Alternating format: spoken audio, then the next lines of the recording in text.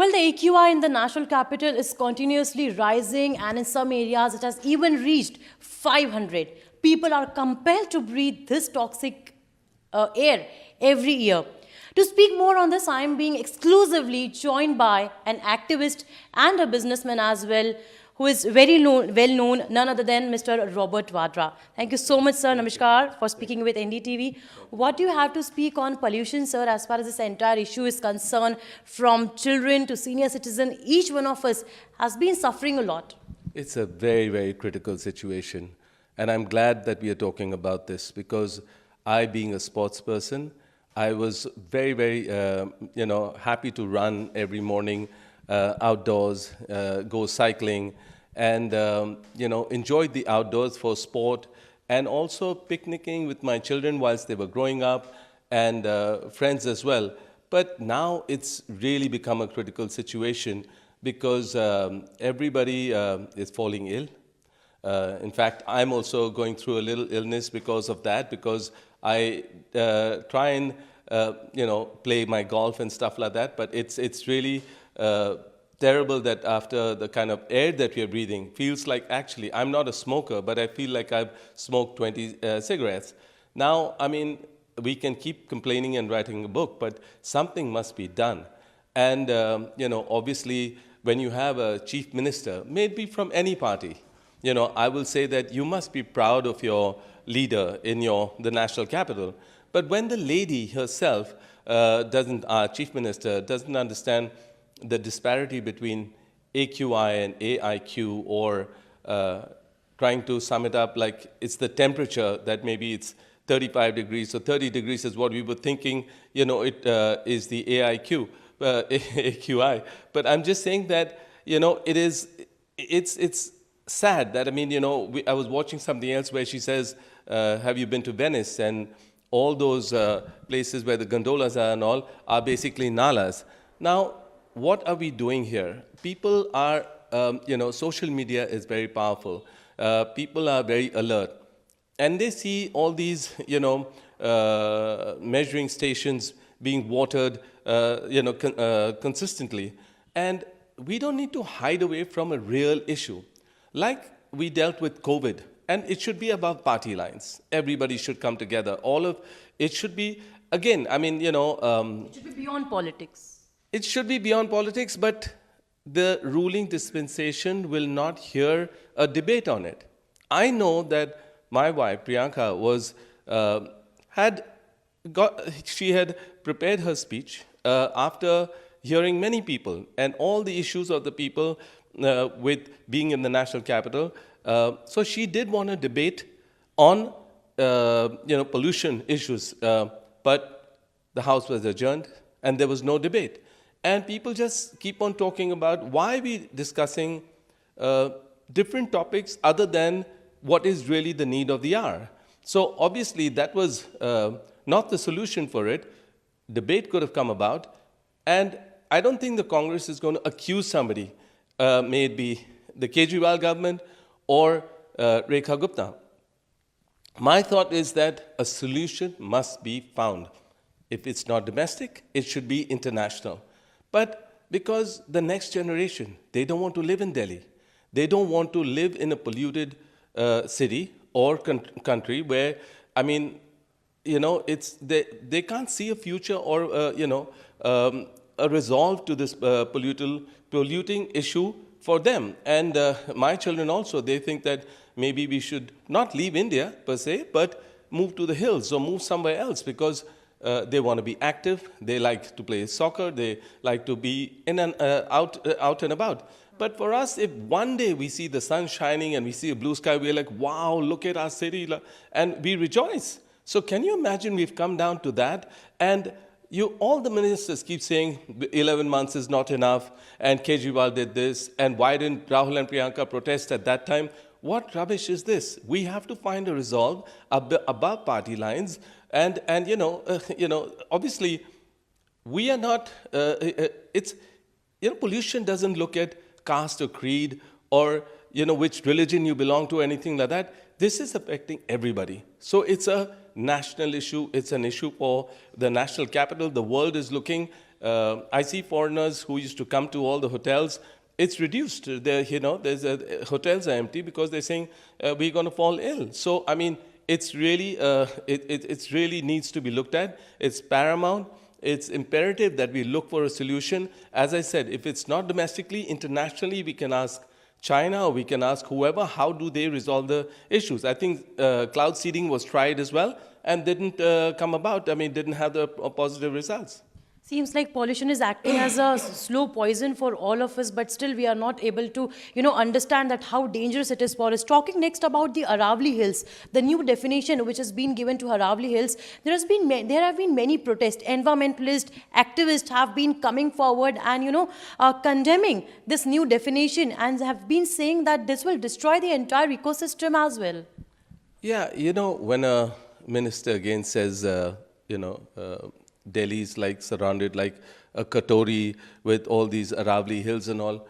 What kind of a definition is that? I mean, we must have educated people representing us who do their study and talk then. I mean, mining is obviously causing another issue. I mean, which is obviously polluting further, and if you see the villagers are protesting, a lot of people are saying, why bring the hills down? Why cut into the hills? I mean, I'm sure that can be done somewhere else or whatever, but it doesn't need to ruin the Aravallis. It's historic. It's something that people are proud of around, and it has an ecosystem, definitely. I mean, whatever the winds are and however we are protected or whatever it is, the study has to be done and seen that we can't go on. People are not protesting aimlessly. They know that this is harming, our surroundings, and it shouldn't be allowed. Next, if we talk about Rahul Gandhi in Berlin talking about Indian democracy, but more than that, he has also spoken about the agencies being used as a political tool. You have also been summoned by the agencies multiple times. How do you see this?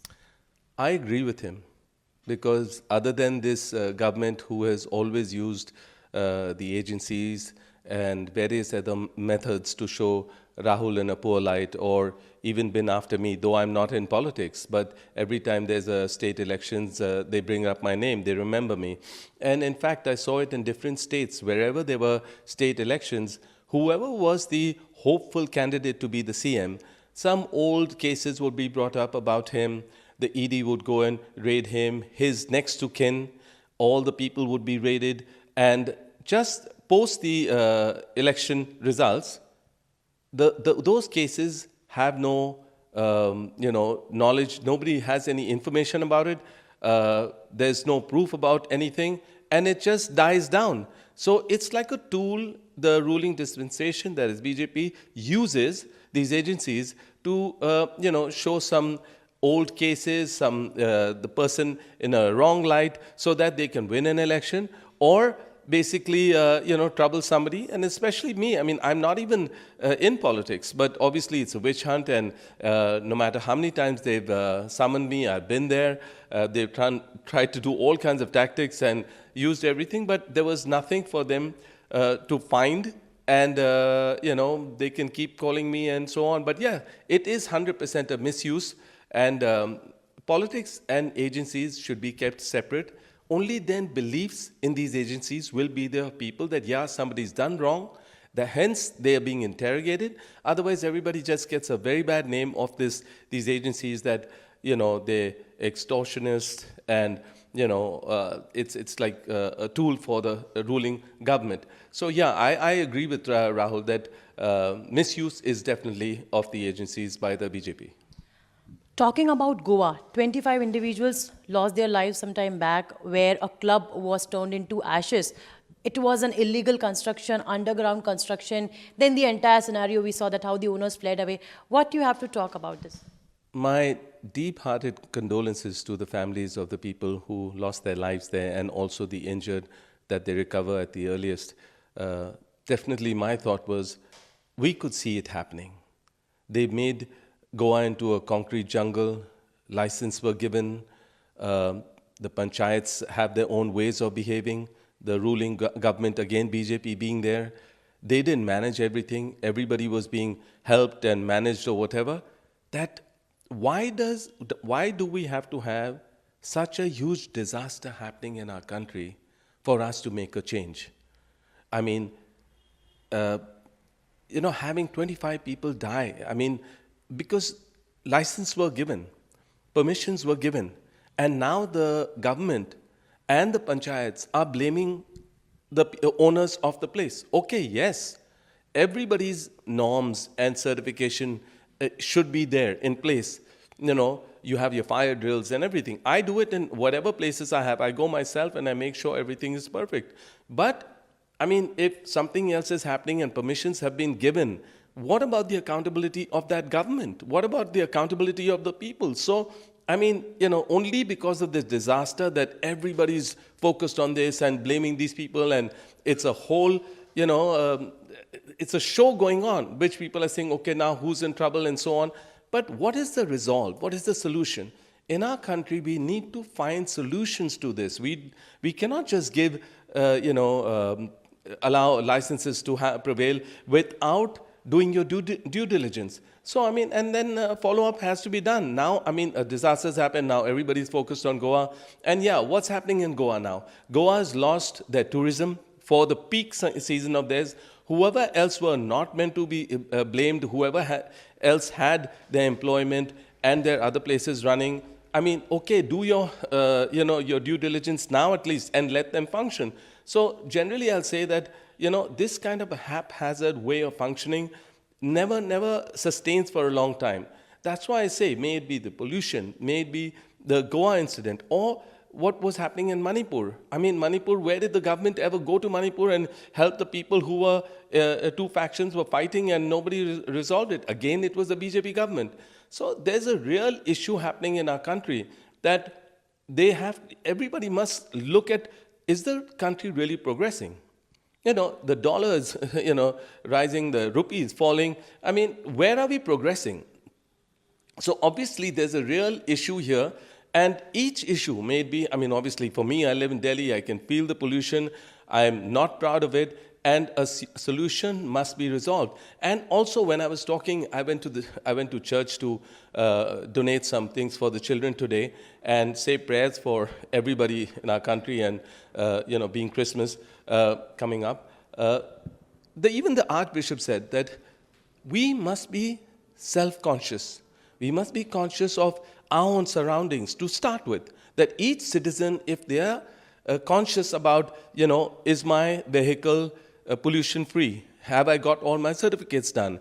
Have I, my surroundings here? Am I using any kind of coal or any kind of wood or anything that can be hazardous or anything which is creating the pollution? So when we are conscious, imagine when it will be a ripple effect of having pollution a little more in control. The mills are not working. If overnight we say like, okay, you have to work from home, or odd and even, or say Kejriwal did this or that, these things are not resolves. But there are resolves that can come about. Plus, each citizen has to look within themselves and make sure their own surroundings are clean and clear and not creating more pollution. Sir, there are some leaders in the Congress party, MPs particularly, who believe that Priyanka Gandhi has a lot of capacity, potential, capabilities to have a larger political career and also to become a prime minister as well. Listen, we don't decide who's going to be prime minister and so on. I think she's working hard, and I think she has a promising future. She learned from her father, her grandmother, her mother, and also she learns from Rahul. Rahul's been there, Rahul's there ahead, and he's taking up every issue of the country. And I think Priyanka is bringing up all the things that people of the country would like to talk about. She voices their opinions. She says it with a smile. And I think, people all see Indira ji in her. But also, she has her own capabilities. And she's new to it, but she's learning every day. And definitely, she has a bright future. But I think Rahul, too, is working very hard. Yeah, it's a, I think with difficulties, people learn much more. So I think I see him as a stronger leader, and I think both of them as partners will definitely help the country. And they have politics in their blood, And I know that they've lost their loved ones for this country. And I'm telling you that they will be good leaders in the future for this country. I know it's taking a little while. I know Rahul's really showing proof, and still, unfortunately, elections are lost. And I don't want to get into, the EVMs and vote chori and all. That's not my place, because I'm not a politician, and it won't be correct. But the people of the country feel that they don't really believe what's happening, and they blame the election commission, and they want free and fair elections, and that's when they'll really believe in it. I think for the country as a whole, I don't think of any party. I don't think my life's going to change drastically if anybody becomes prime minister in my family. We are okay the way we are. Believe you me, you'll still see me here and still be doing the same things. But a secular country, a country which has employment, the real issues of the country, women's safety, and whatever the other issues are, that we must be united and think of the country and move forward like that. But we have to find a resolve for the pollution. That's most critical. What do you believe on this when they say that, she is amongst the people, she is with the people, and whenever the issues are people-centric, she always raises her voice. And that is why, they endorse her, someone who could be their leader.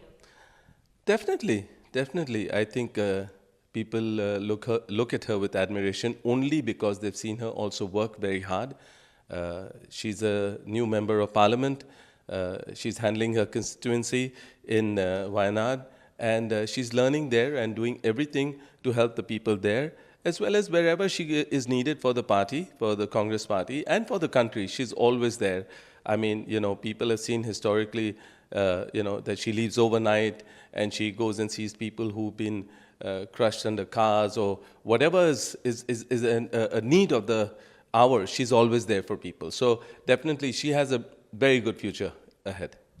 You are a sports person, you are an activist, you are a businessman. Could you be a politician?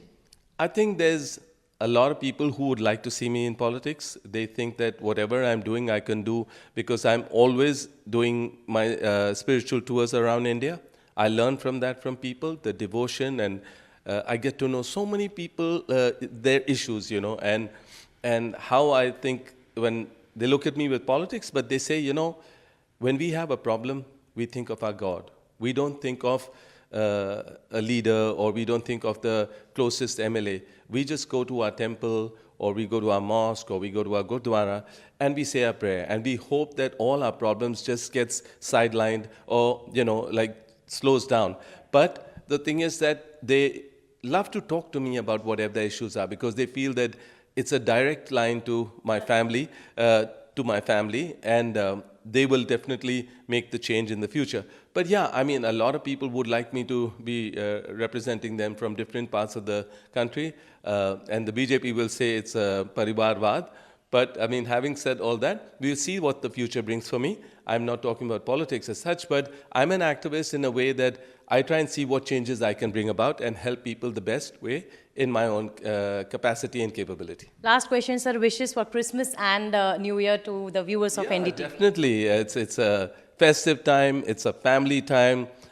Christmas is definitely about exchanging gifts, love and affection, and no caste, no creed can separate that.